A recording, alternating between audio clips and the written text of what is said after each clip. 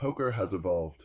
You've probably heard it 100 times. GTO is the future of poker. It's the perfect strategy, right? If you follow it, you can't be exploited. What if I told you that's not entirely true? What if I told you that in real-world live poker games, following GTO blindly can actually cost you money?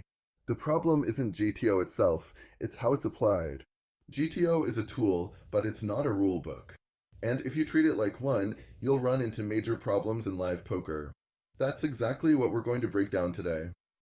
1. The myth of unexploitable play. What GTO gets wrong. 2. Why GTO fails in full-ring live games. The real-world factors solvers don't account for. 3. The better approach. How to blend GTO principles with exploitative play for maximum profitability. Welcome to our latest video on GTO. I'm Terry Wood from Pokerrailbird.com, and I've been studying and playing poker for over 25 years. I've played everywhere from Macau to the Caribbean, and one thing I've learned is that what works in theory doesn't always work in practice. If you've ever wondered why GTO works great online, but falls apart in your live cash games, this video is for you. Stick around because by the end, you'll know exactly when to use GTO and when to throw it out the window. You've probably heard it before. If you played GTO, you're unexploitable. That's the holy grail of poker strategy, right? But let's take a closer look at what unexploitable really means. GTO minimizes your opponent's ability to exploit you, but does it make you invincible? Absolutely not. Here's the truth. There is no such thing as truly unexploitable play in real-world poker.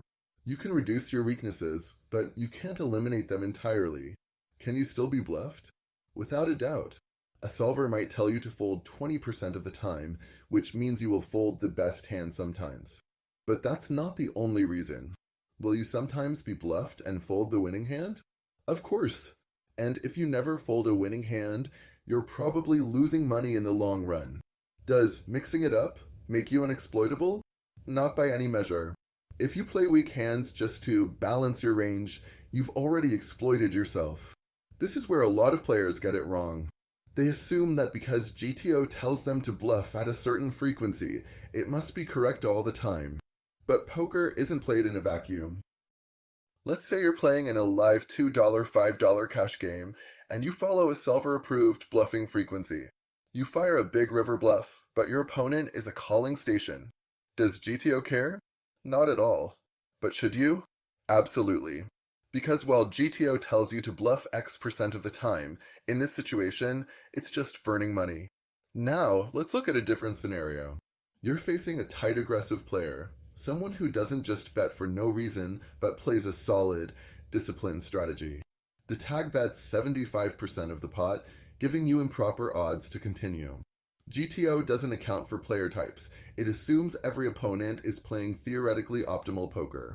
But in reality, you know that a tag is rarely bluffing in the spot. So you fold. Was it the right decision? Mathematically, yes. But did you fold the best hand? Maybe, maybe not. The truth is, you might never know, but that doesn't matter. The correct play is based on long-term profitability, not the outcome of a single hand. This is why you must blend GTO principles with real-world exploitative play. If your opponent is making massive mistakes, your job isn't to stay balanced, your job is to take their money. The next time you hear someone say, just play GTO and you'll be unexploitable, ask yourself, what does that really mean? Because in live poker, perfect balance doesn't exist. GTO is a powerful tool, but it was developed primarily for heads-up and short-handed play. And while it has applications in full-ring cash games, blindly following GTO in these settings can lead to major mistakes. The key difference? Live full-ring games are a completely different beast. Let's break down exactly why GTO struggles in these environments. 1. The bluffing problem. One of GTO's core principles is balancing bluffs and value bets. But here's the problem. GTO assumes your opponents fold at solver-approved frequencies. In full-ring, live cash games, this is rarely the case. Against a field full of loose, recreational players who hate folding, GTO-prescribed bluffs often become burning money. Instead of bluffing because a solver says so, you need to recognize when your opponents simply won't fold. Bluff selectively and only against opponents who are capable of folding. If you're in a multi-way pot, assume at least one player will call. 2. Be overly loose under the gun opens. GTO solvers often recommend opening wider than is profitable in full-ring live games. Why? Because they assume opponents will 3-bet aggressively and fold properly. But live cash players don't follow solver logic. They call way too much, which makes raising hands like King 6 suited from early position a disaster. Tighten your opening range in full-ring live games, especially from early position. Playing a theoretically balanced range won't help you if your opponents aren't playing GTO themselves. 3. The multi-way problem. GTO strategies thrive in heads-up or short-handed scenarios. But in live full-ring games, multi-way pots happen all the time. In these situations, GTO fails to account for the cumulative strength of multiple calling ranges. A continuation bet, C-bet, that works online often gets crushed in live poker. Be more selective with C-bets in multi-way pots. If multiple players call pre-flop, assume someone connected with the board. 4. The never limp rule. GTO solvers hate limping.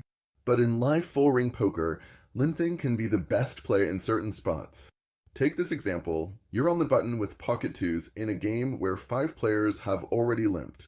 GTO says you should raise to thin the field.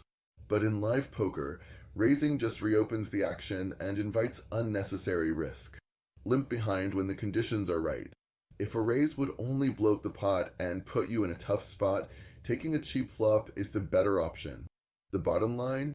GTO doesn't fail because it's bad, it fails because live full-ring poker is a different game.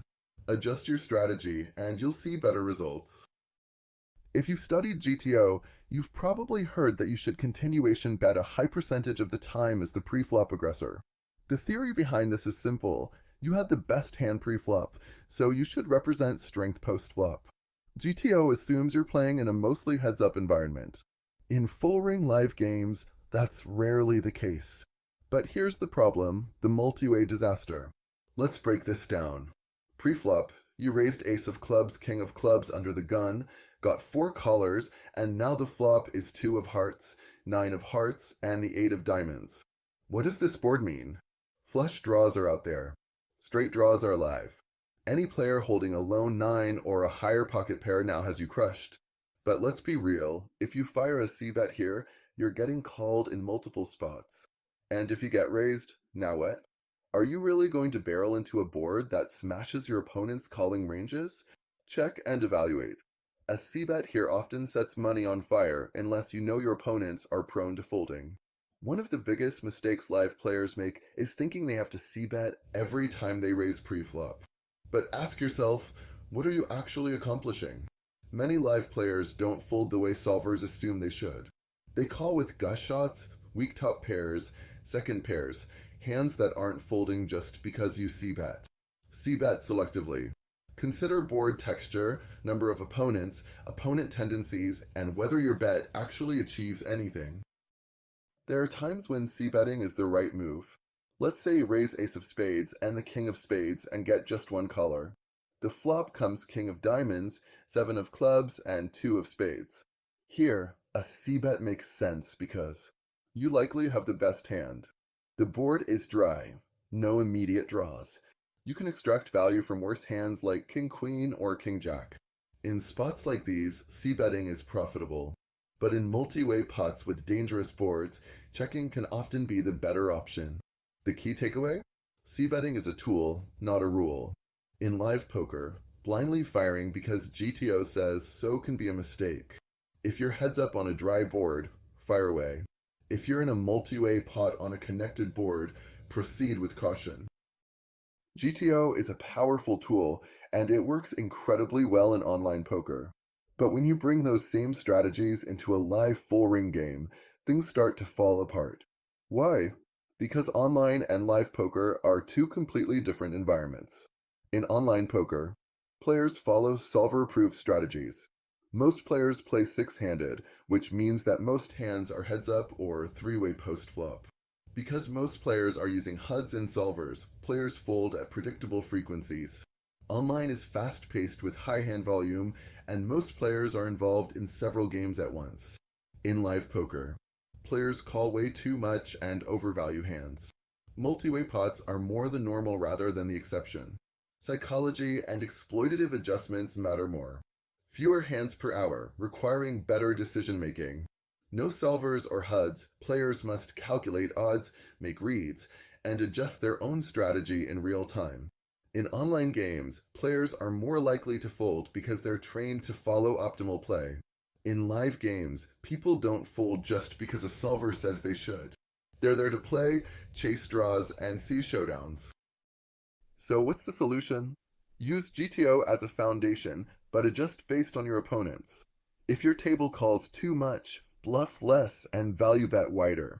If they fold too much, ramp up the pressure. Exploiting mistakes is where real profit in live poker comes from. GTO can't tell you how to do this. You have to read the table and adjust. Against calling stations? Stop bluffing, bet bigger for value. Against type players? Bluff more and steal more pots. In multi-way pots? Tighten up and focus on strong hands. The bottom line?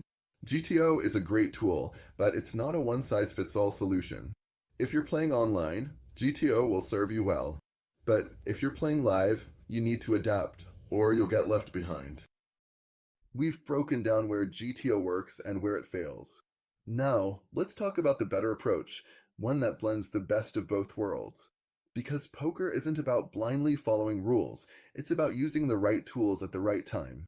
This is the core philosophy of poker tools, not rules. GTO isn't a magic formula, it's a guideline.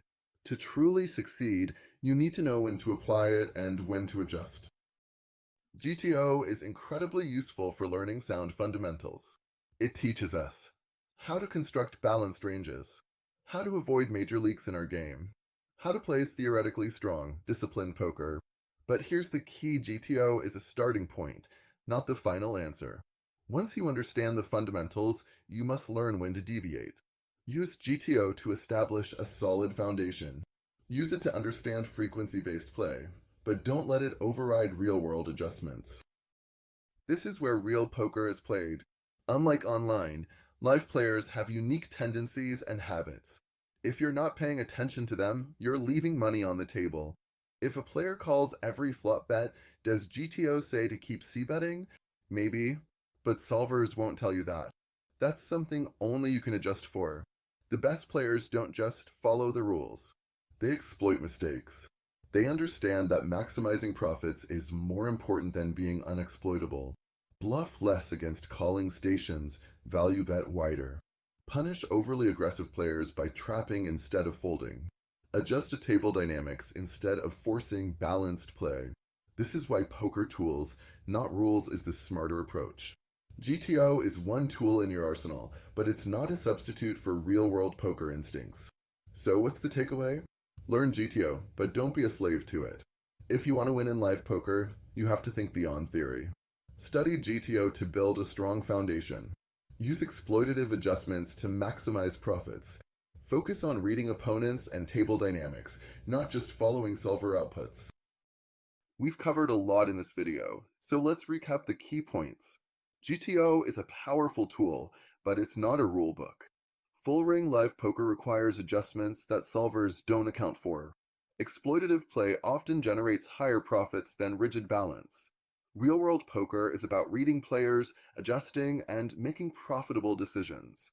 If you want to succeed, you need to do more than just memorize solver outputs. You need to think, adapt, and apply the right strategy at the right time. So now I want to hear from you. Do you think GTO works in live poker, or do you see its flaws? Drop a comment below and let's talk about it. If you enjoyed this breakdown, make sure to subscribe to the channel for more real poker strategy.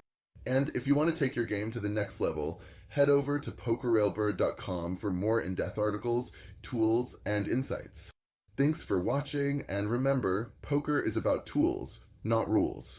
This is Terry Wood from Pokerrailbird.com, and we'll see you at the tables.